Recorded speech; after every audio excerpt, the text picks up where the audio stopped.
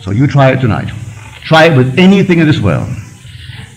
The unmarried, if you desire to be married, what symbol in the world would imply that you are married? A little band in this Western world, a little band around this finger. Not around any other finger, around this finger. It doesn't have to be the biggest aspidastra in the world. Just a plain little gold ring. If you wore it there, it would imply you're married. Sleep tonight as though you wore one. Don't put your physical thumb on it. Put your imaginary thumb on it. And feel it in your imagination. You can do it. Feel a ball. Can you feel it? Then feel a piece of silk. Feel this, one after the other. Can you discriminate between all these different sensations? If you can discriminate between this and a tennis ball and a baseball and a piece of silk, then you can't discriminate between nothings. They must exist, though unseen by your eyes, they still must exist. So if I can discriminate between these unseen objects, these objects, though unseen, must be real. Well, now take that and put it there. But feel when you wear it that you are proud of the one who put it there. You don't have to see what he looks like. When it's put there, you'll be proud of his name, to bear it, and you'll be proud of him. Just put it there. You know why I know that? My wife did it. She did it. Actually, she did it. One day she was in the presence of a so-called sensitive. And this one said to her, "Why did you take off your wedding ring?" She said, "I am not married." "Oh," she said, "don't fool me. You took off your wedding ring." She said, "But I'm not married." She said, "I'll even tell you his name."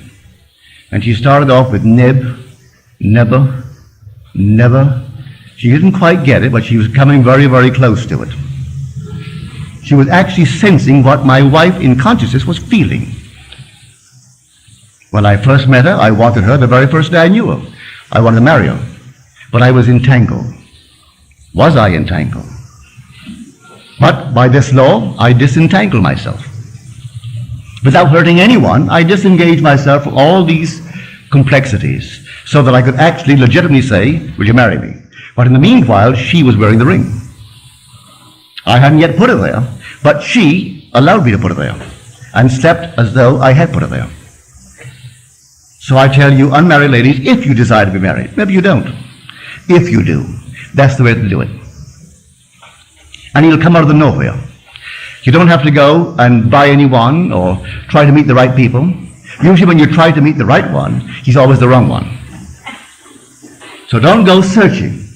Those who go searching for love only make manifest their own lovelessness. And the loveless never find love. Only the loving find love, and they never have to seek for it. So you fall in love, you don't have to seek for it. You draw them. They come to you. So here, this is the power of which I speak.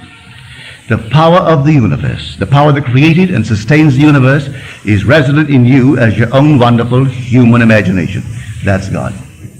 Don't forget it. I know it's difficult when man has been trained to believe in an external God.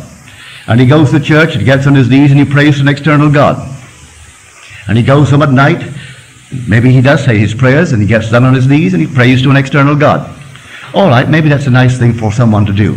But I tell you, he isn't out there at all. You won't be criticized for it, but he is within you.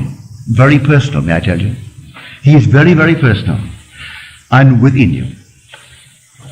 When you're told in Scripture, of the rock that begot us, we are unmindful. And that seems to be all a figure of speech on how true that thing is. One night, sitting in the silence, rather it was an afternoon, I was thinking of nothing in particular, and suddenly before my eyes came this quartz, an enormous quartz. As I looked at it, it fragmented itself, broke into numberless little pieces, and then it reassembled itself. As it reassembled itself, it was not into a quartz, but into a man, seated in the lotus posture. I'm looking at this man, all seated now, perfect man. As I looked at him, I'm looking at myself. Here I am, the perceiver, observing myself, seated in the lotus posture. This deep, deep meditation. And as I became aware that I'm looking at myself, it began to glow. And it glowed and glowed and glowed. When it reached the intensity of luminosity, it exploded. And then I returned to this level. Where did I see him? Within me. That being is meditating this.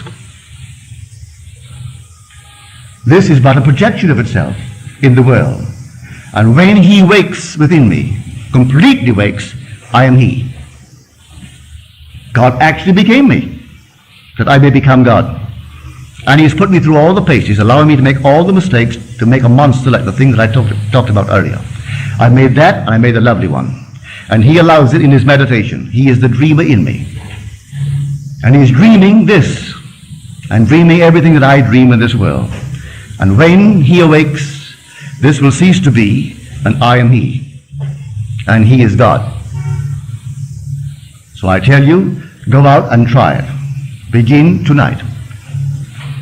I make you this promise, if you try it faithfully, you will not fail.